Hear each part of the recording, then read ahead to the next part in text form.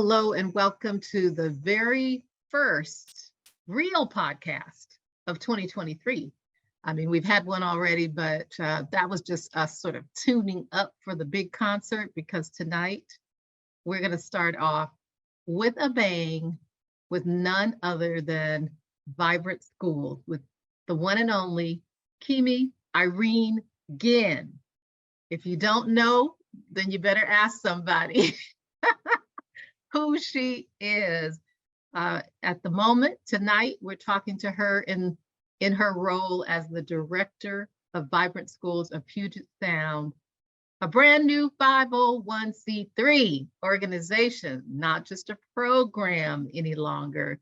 You've been around a long time. Welcome to you, Kimi. I'm so happy to have you as the very first guest on the 2023 Black Robe podcast. Welcome. Carol, thank you. And I am honored to be here this evening. It's just an extreme privilege to be able to share the good things that Vibrant Schools has been doing, what we're going to be doing, and what we continue to do when we talk about making sure that we're eliminating those educational disparities for our students of color and those impacted by poverty here in both the Tacoma and Clover Park school districts. Well, let's start with where I began. For those who don't know, they'd better ask somebody who you are. So how about we take, 2 or 3 minutes and introduce Kimi to people who don't know you. Of course, I gotta brag on the fact that you have this amazing history of activism in the education system. You're an educator yourself, and you do a mean Kwanzaa presentation every year. Yes, and that's one of my favorite things to do there at the Color Women's Clubhouse each year, and I'm honored that I get asked back each year. So, yeah. You're our favorite. Tacoma's home for me. We were talking off camera, and I often say I'm the stinky T-town lady. We used to talk about the terrible order we got from the Pope bills and all, and we used to call Tacoma the sticky town. But Tacoma has grown so, and it's been amazing to watch it grow. But I grew up on the hilltop. I went to McCarver when it was a junior high school, not an elementary school. I went to Stanley Elementary, so that was my beginnings.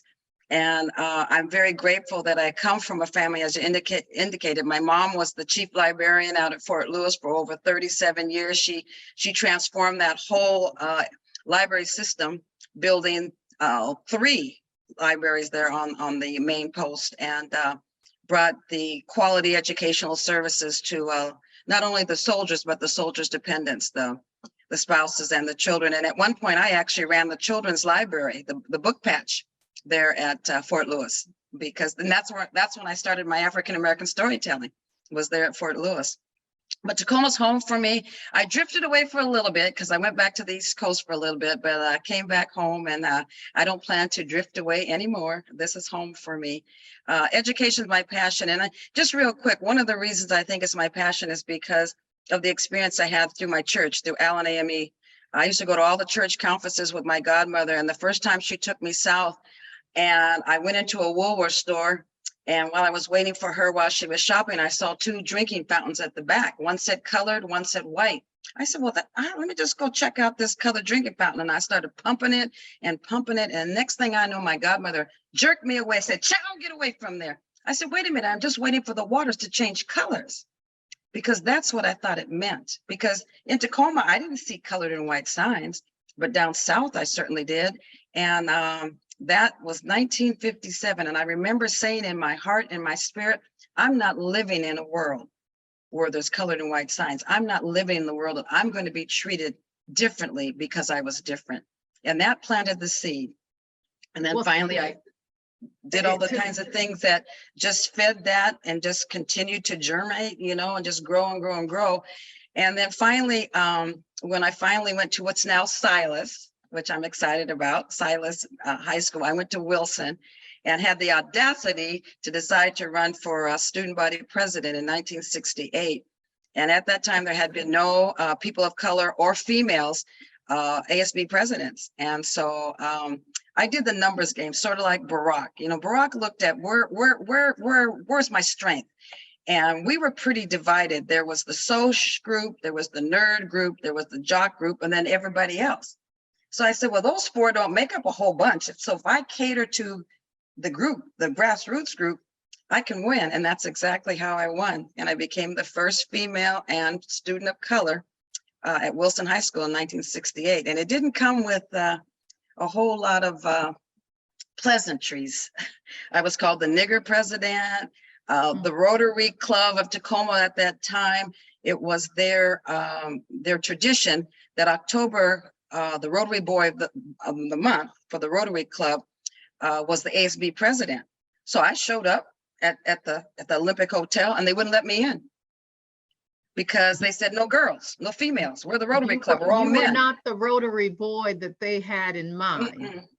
No, not only was I a girl, but I was a Black girl daring to come to the Olympic Hotel. So, I've always been taught to be respectful, and my mother was a good negotiator, and she gave me those skills. And I said, well, here's my invitation, so I'll just wait for you all to make a decision. But I'm here for lunch, and I'm representing Wilson High School. I am the student body president. So you gentlemen go back and figure it out, and I'll just wait. It took them 15 minutes to finally let me in. And they made the mistake of, we were all up on the dais, all those student body presidents, Mount Tahoma Stadium, blah, blah, blah. Well, Foss wasn't there yet. It hadn't been built. But they decided to go in alphabetical order for each president to speak to the Rotarians. So of course, W. Wilson was last. So I gave one of my Martin Luther King speech and told them how wrong it was to not let me in, and they need to change the rules. So they should have never let me be last.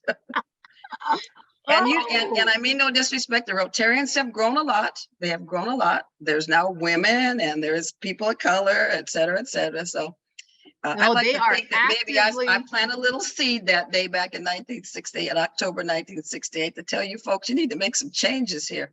There's other people in the world besides you guys, so. Yeah, they're actively recruiting and engaging, and I think yeah, they've grown. And Vibrant Schools works with the Rotary we're partnered with the Lakewood Multicultural Coalition, and the Rotary is part of the group we work with. So there's been growth, and I understand that. But sometimes it takes that moment of reality to say you need to change. And I stood my ground. There was no way I was not going to be coming into the Olympic Hotel for lunch as the Rotary Boy of the Month, October 1968. Far from it. So let's fast forward from 1968 to the birth of the Vibrant Schools, originally Vibrant Schools of Tacoma, right? So right. How did all of that happen? What was the impetus for it? What was the crisis or the call to action that led to the birth mainly of it was looking at, data has a way of not telling the truth. And the group at that time was concerned about the inability to understand exactly what's happening with students of color in the Tacoma Public Schools. So one of the main things initially this small community organized group did was to insist, encourage, nudge, push that all data coming out of Tacoma Public Schools would be desegregated. So that now tell people what that means. Disaggregated. Yeah, disaggregated, so that you could see, for example, if you're saying you have an 89%, and I'm just throwing out figures. I'm not saying this is what it was at the time, but let's say you say there's 89% graduation rate in a public school system. But when you disaggregate the information and you ask what is the proficiency of students based on color, based on gender, based on, are they in ELL programs? Are they in special ed? Are they low income?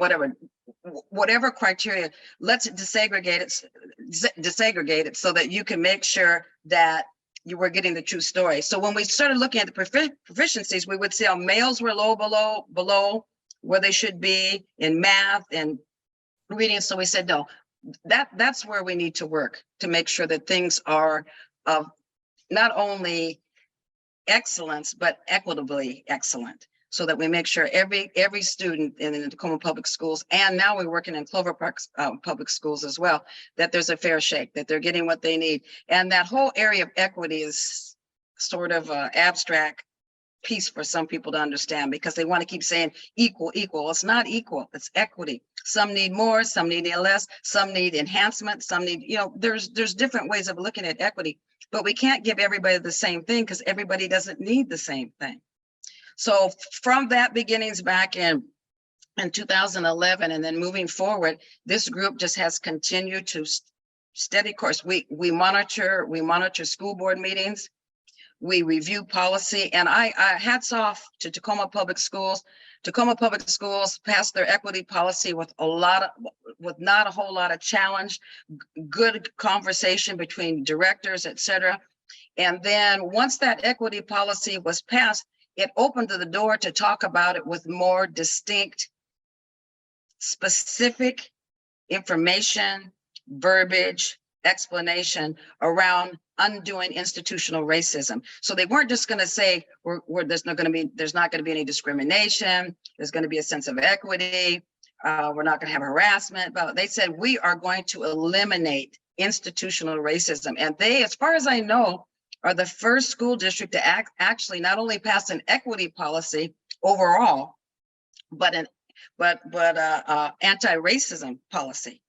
Ooh. And then from that, they moved into putting together something called the Equity Review Team, of which I sit on, representing Vibrant Schools of Puget Sound. We now are going through every single policy in the Tacoma Public Schools to make sure it's from an equity lens. And let me just give you a small example. Let's say a student is suspended, expelled, whatever, and they decide to go through the appeal system. Well, previously it said a parent had to be there. One of the things we changed is a parent or a parent designee. Maybe the pastor needs to come. Maybe grandma needs to come. Maybe auntie needs to come. Maybe a neighbor who cares about that comes. But if you limit it just to a parent, that's what it is. It's limited. Many parents can't take off work to go to appeals, all those kinds of things, but just simple things like that, parent designee. And then there was a lot of antiquated verbiage in there that was used back in the 1950s and 40s.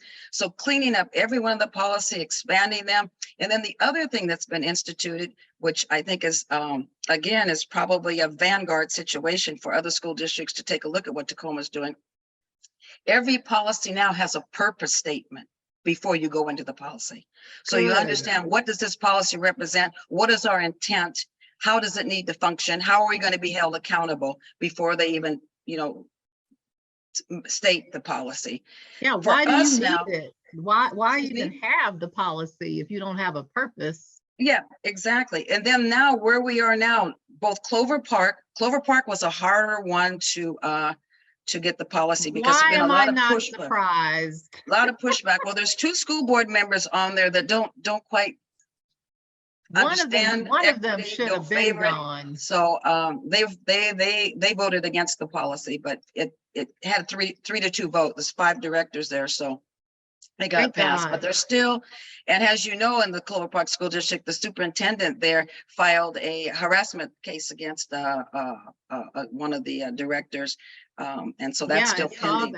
I saw that, and it's tragic, because your 1968 experience is almost being it's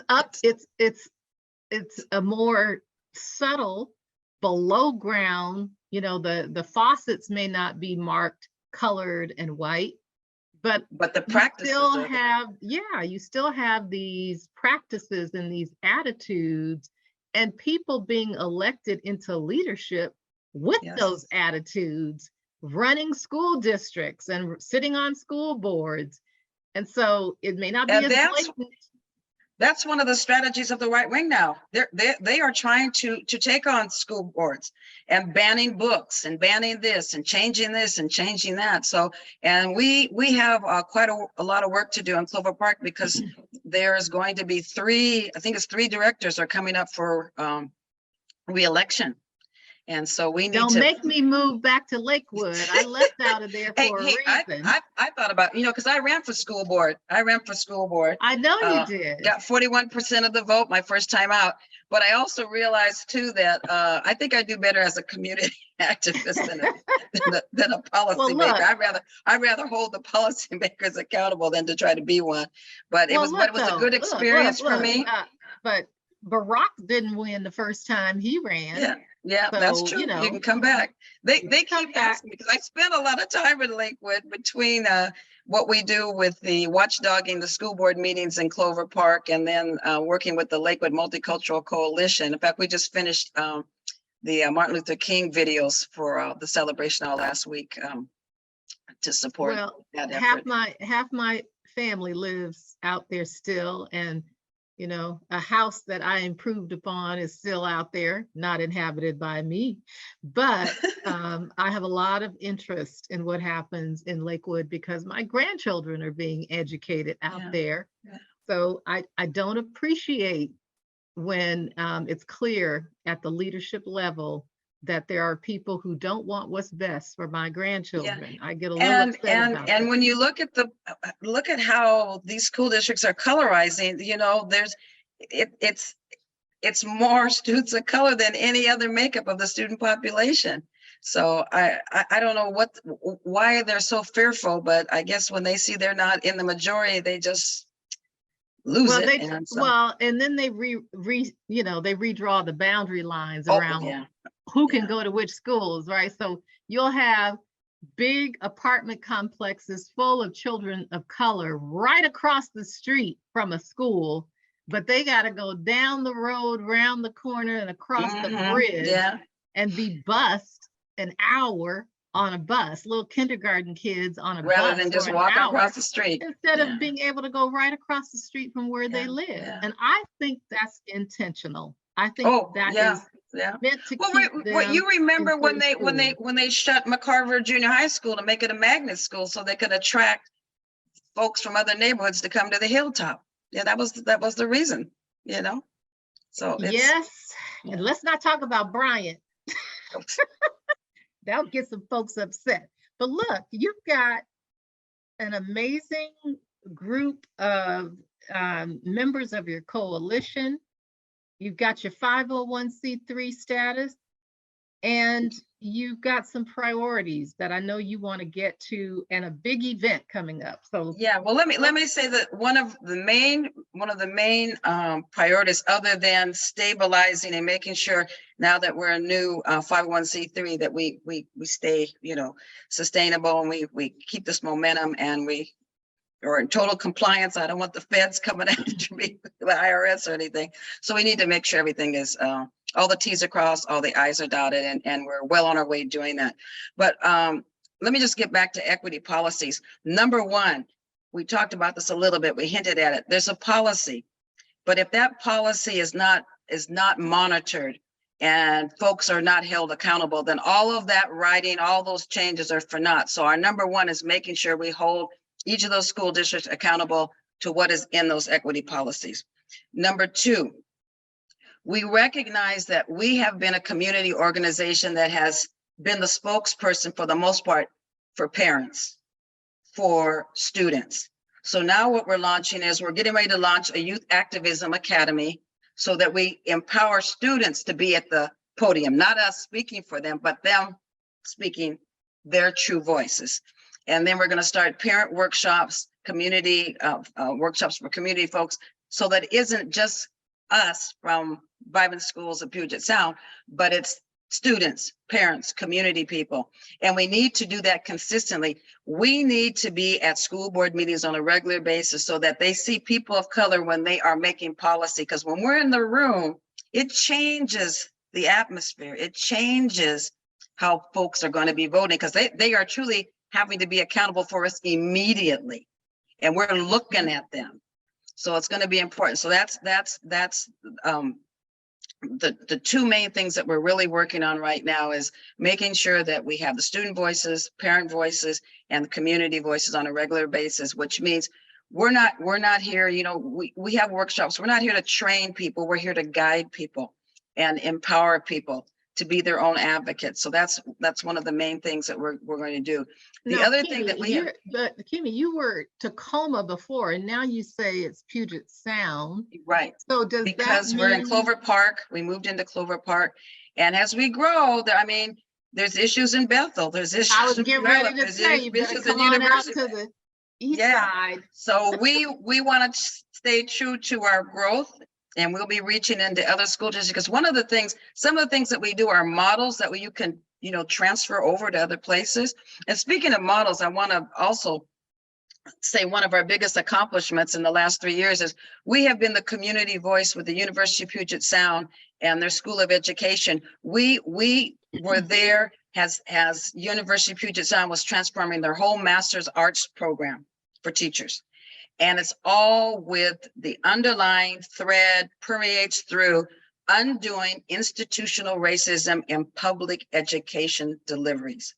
And so that whole master's program has changed, but more importantly, we saw that there were model pieces in there that we could take off of the campus at University of Puget Sound and bring into professional development. So we started doing professional development classes for Tacoma Public Schools staff, and Vibrant Schools is part of that because we help facilitate some of the discussion groups that come off of those workshops. And we've been meeting with teachers and other staff in Tacoma these past 2 years, with now in service for teachers that are already in the system, because they, you know, some of them have got their master's degrees years ago, but it doesn't mean they are not practicing from a mindset and a behavior of undoing institutional racism and feeling comfortable in saying those words. We're not trying to, you know, we're not talking about any more tacos on Tuesday, multicultural fluffy stuff. We're talking about serious, let's deal with what it is.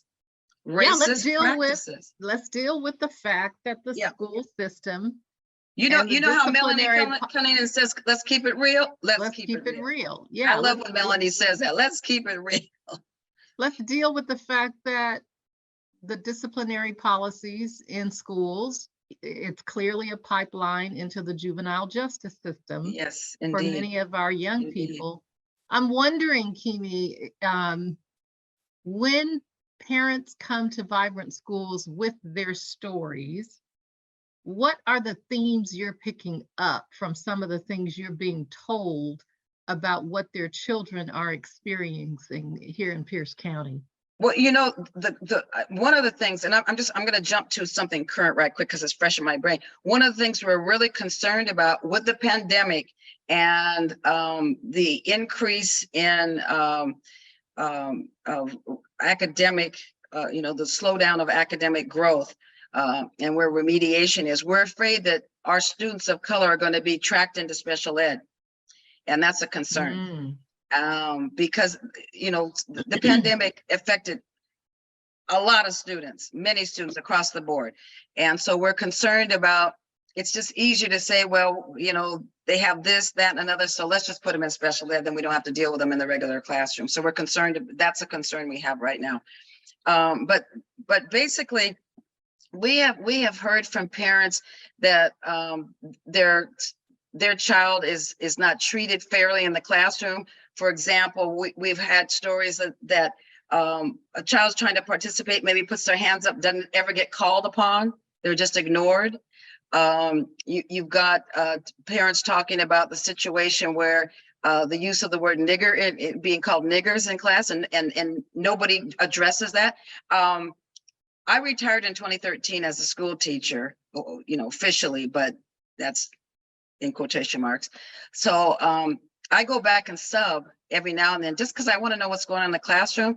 And I was really surprised some of the things I've heard in schools, you know, and I've stopped and said, hey, no, we don't talk like that.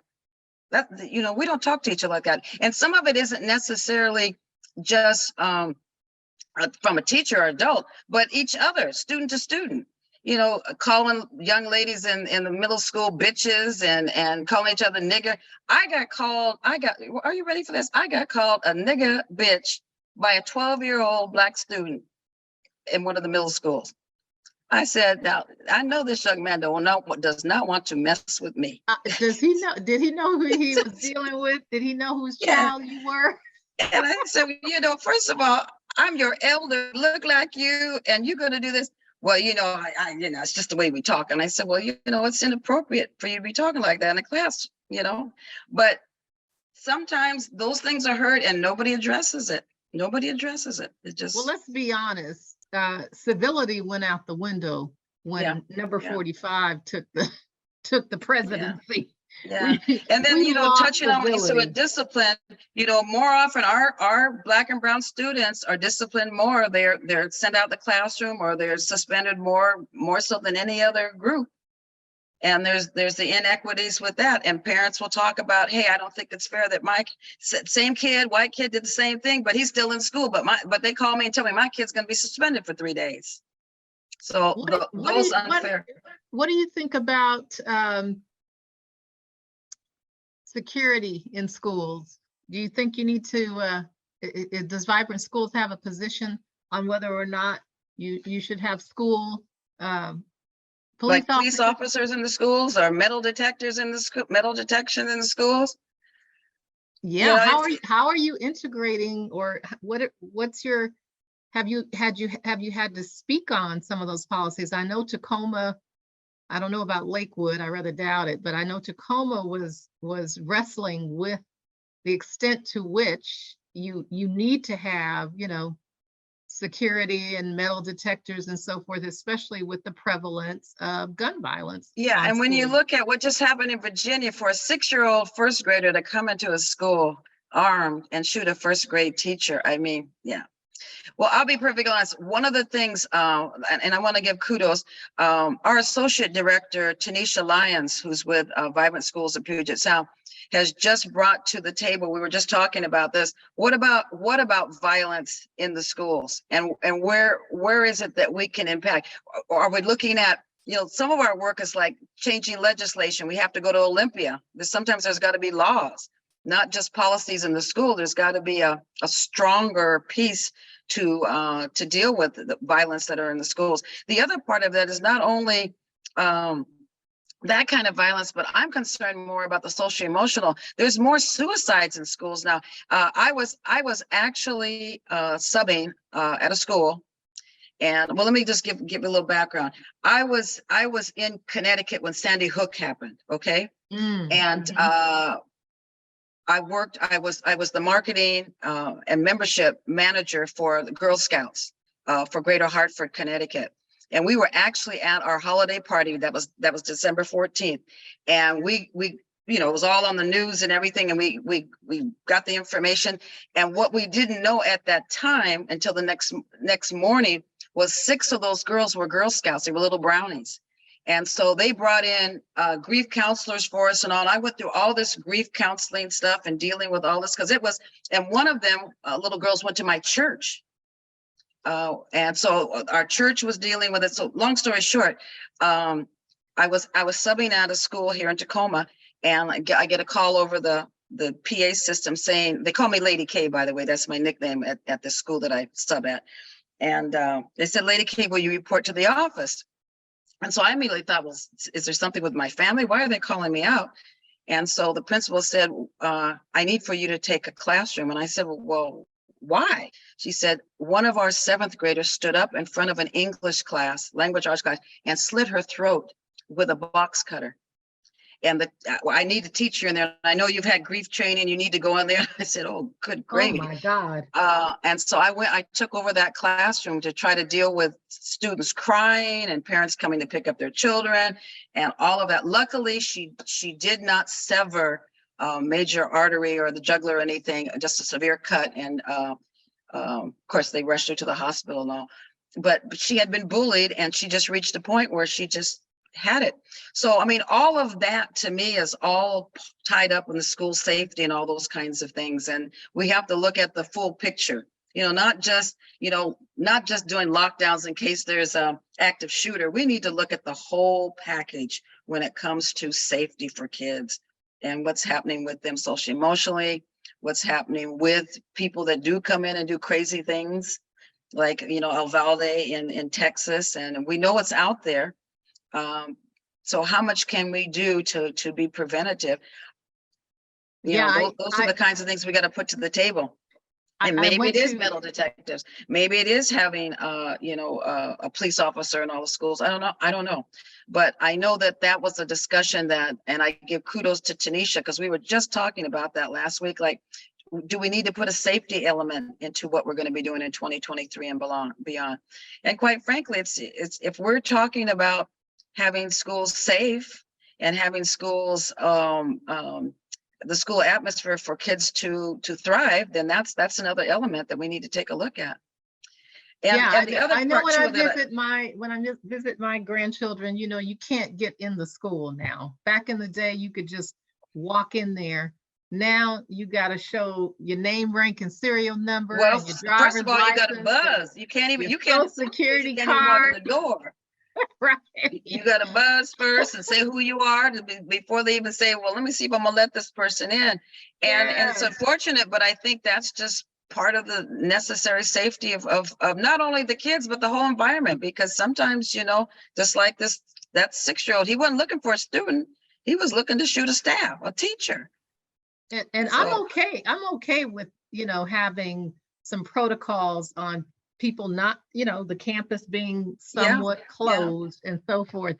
I do want to make sure though that people are clear on your priorities, and let's make sure we talk about Surge, your big event right, is coming. right. Yeah. Well, the other part, when I was talking about what we're planning to do, I wanted to add one other thing that we have been very successful as being the convener. So we have done 2 major activities of convening people. Our biggest one this past year was Purge. And that was a fun event that we did this past March that gave an opportunity for people to kind of just, let's let go of all the stress and the negativity and all that we went through with the pandemic and start building the energy and coming out of our we went back in our silos. People just isolated. We were doing all this Zooming, but we weren't meeting. So we had the event this past March, Purge, and it was very successful. So people said, well, hey, we like the fact that you bring us together. Can you do it again? So then in September, I think it was September, we did the 3 C's. It was civility, community connections, and we did that at Evergreen College up there on the hilltop.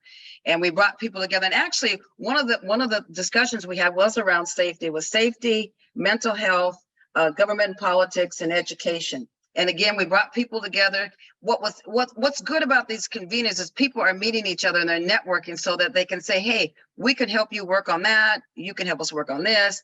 And let's combine our resources so we can maximize, et cetera. So now we're getting ready to Surge. And that event's going to be January 28th, once again at the La Quinta. And James Donaldson, former NBA player, equity warrior, and also a strong advocate for sound social mental health, especially with communities of color, is going to be our keynote speaker. And so that will be 9 a.m. to 9 p.m. on Saturday, the 28th. And it's going to start out with a full day of lots of hands-on kinds of things, mobilizing, strategizing, again, breaking down our silos, working together, setting our calendars. One of the things we find is too many things are on the same date.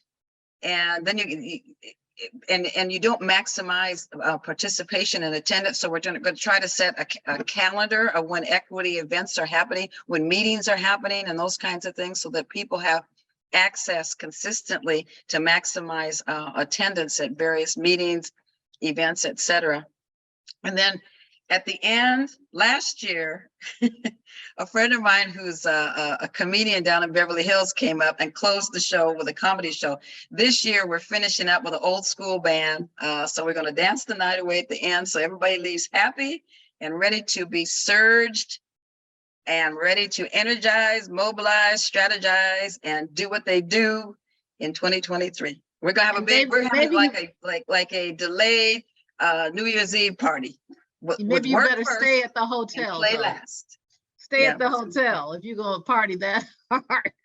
Do Yeah. not drive home after work.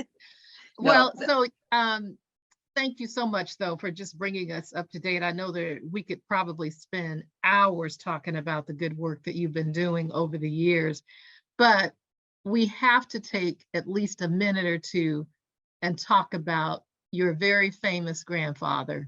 Oh, I just got back from Memphis.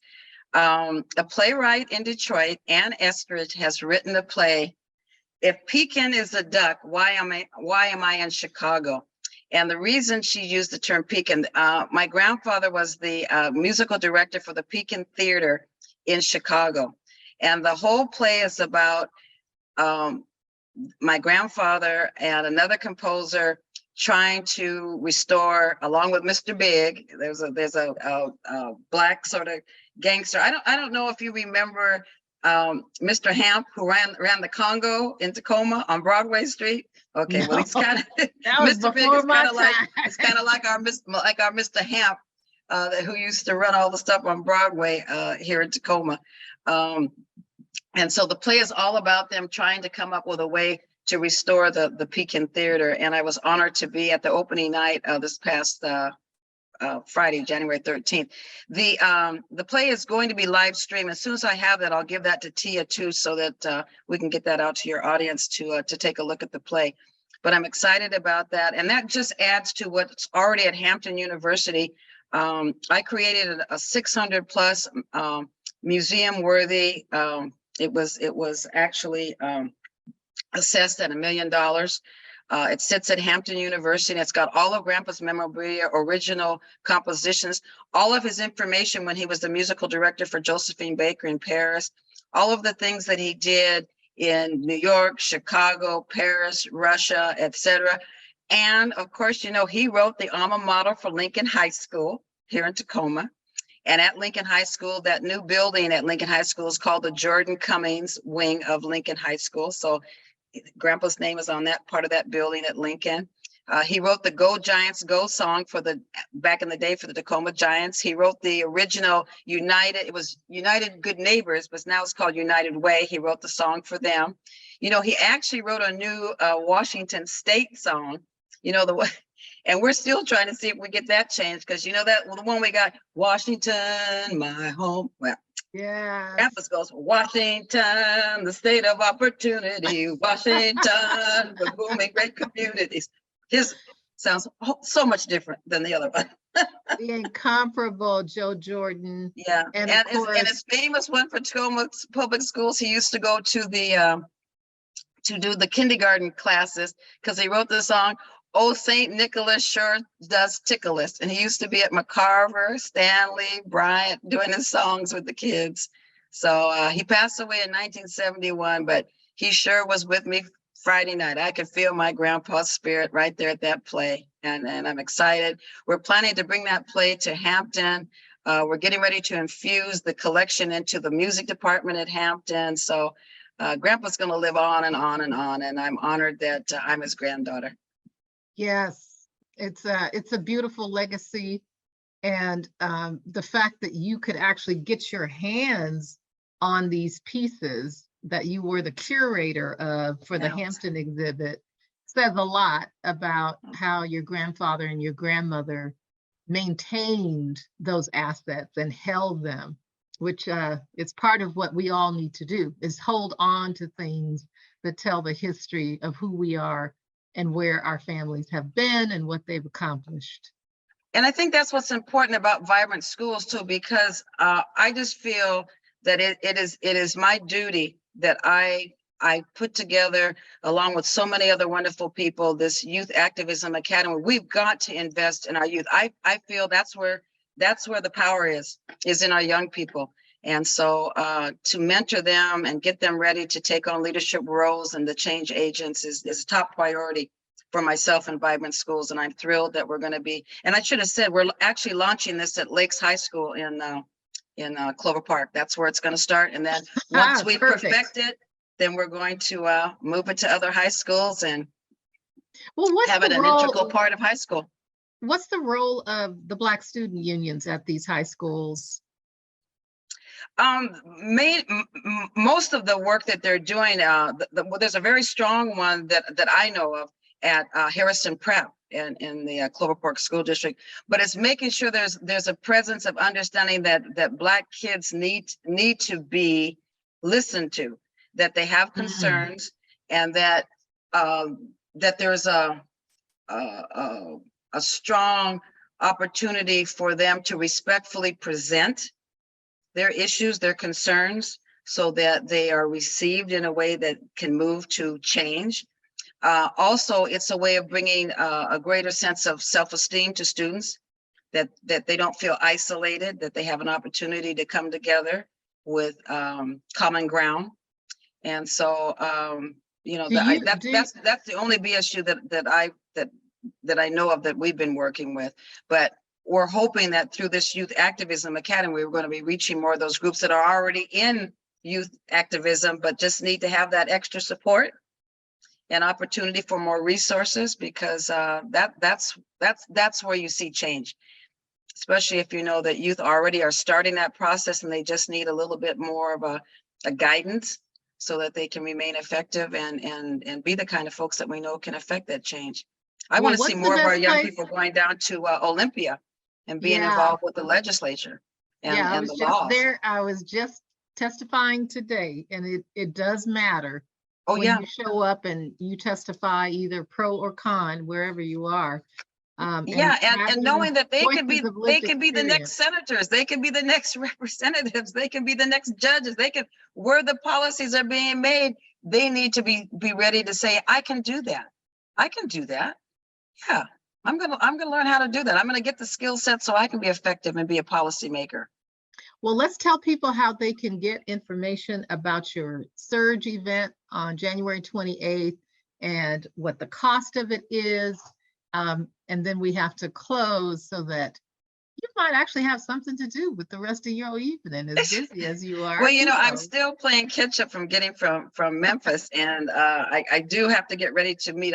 We have retained an attorney to make sure that everything's up, all the T's are crossed, all the I's are dotted with this 501c3. And so I've got a meeting with him tomorrow. So we can continue that process. But there's where do we get two major ways they can reach us. And yeah, I need to do a better job, Tia, checking the Vibrant Schools email, but vibrantschools253@gmail.com. And then our phone number, 253-273-2999. And the cost for all day, which includes all of, the keynote speaker, all your meals, all of the networking, all the workshops, and then the dinner and the entertainment at the end, it's $100. And then if you just want to come to be there to socialize and be there for dinner, we'll still be doing a little bit more strategizing even at dinner time. That's $50. And it goes from 9 to 5 is the day. And then the evening goes from 6 to 9. So if you would just want to come for the evening, it'll be 6 to 9. But we ask you to come from 9 to 9. Come for all of it. It's going to be such an opportunity for folks to surge, to come together, meet people you haven't met before, get some new networking, get focused, get some new resources. There's lots of opportunity, and there's so much to do around equity in every field, not just education. And we don't just have educators there. We've got folks from education, housing, politics, law enforcement, you name it. It's a variety of people. So we'd love to have you come and join us. You need to get your registration in. It's limited. So we try to keep it small so that people really get a chance to interact. So the first 50 people. So come on. That's it. Well, thank you so much, Kimi. I really appreciate you taking the time after you just got back. Yeah, and I appreciate you asking, Tia. Thank you for your expertise. I appreciate your talents. Thank you so much. Nice to meet you. And we are going to see you all again very soon, in a couple of weeks, with a new episode. And if you hang on after we close tonight's podcast, you will get a sneak preview of what's coming from IBJ for the rest of 2023. So thanks, everybody. for listening and watching, and we'll see you next time on the Black Robe Podcast. Good night. We see you. I want to leave you with that message tonight. We see you.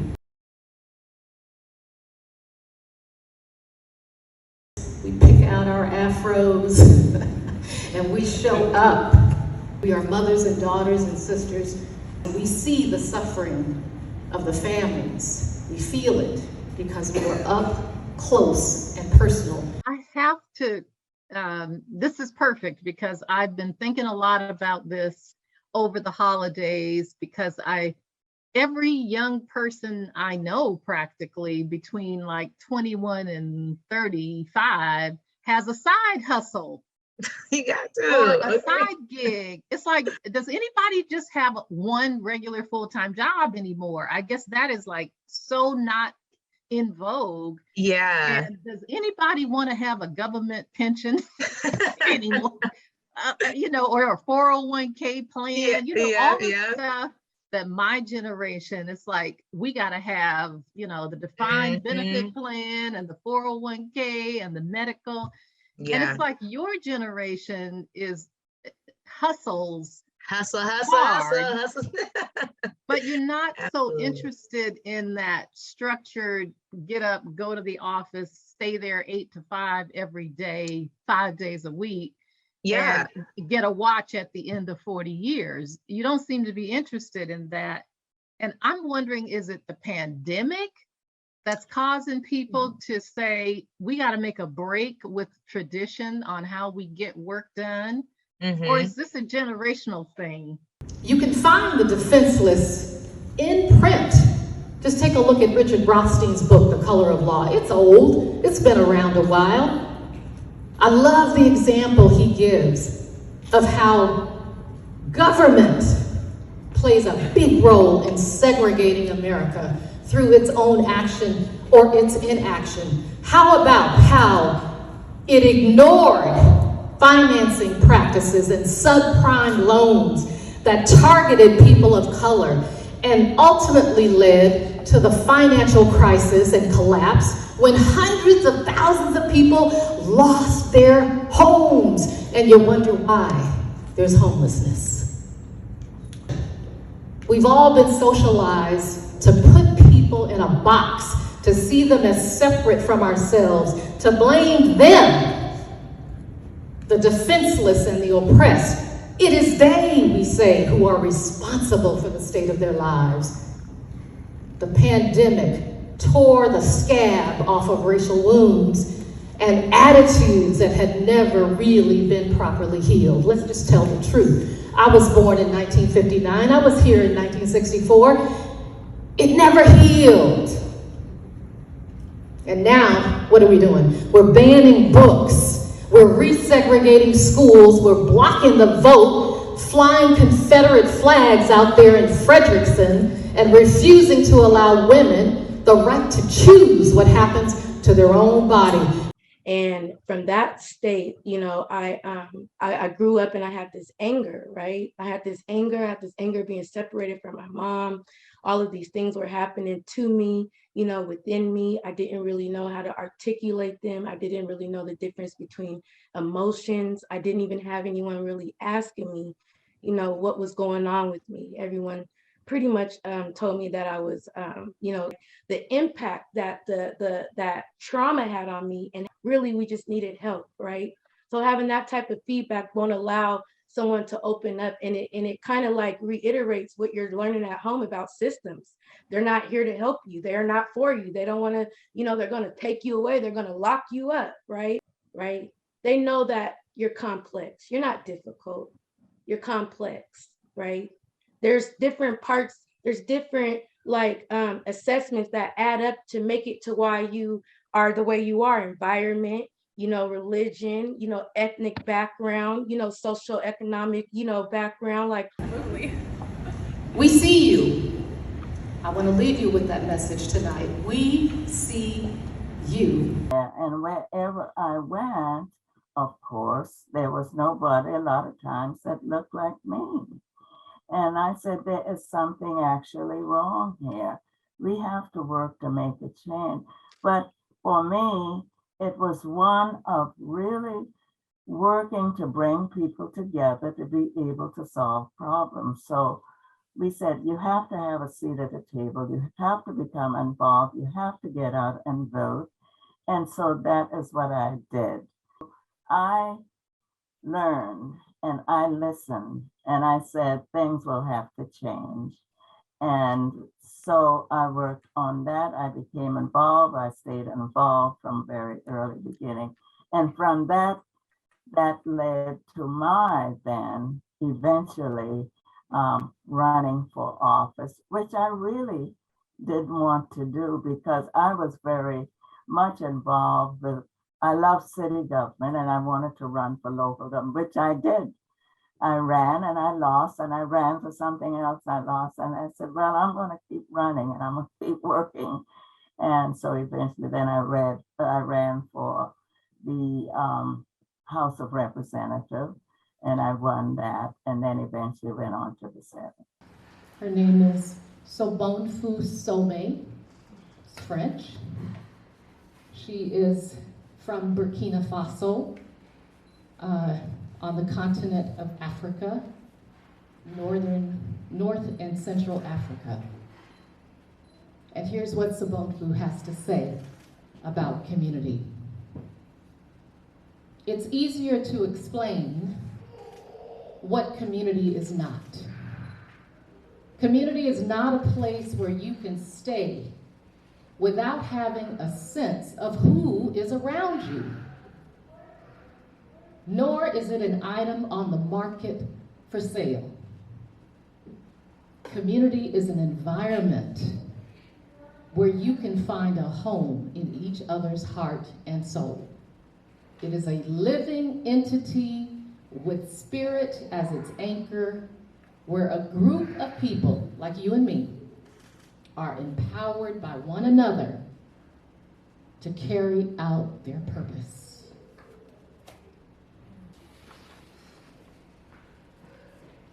And breathe out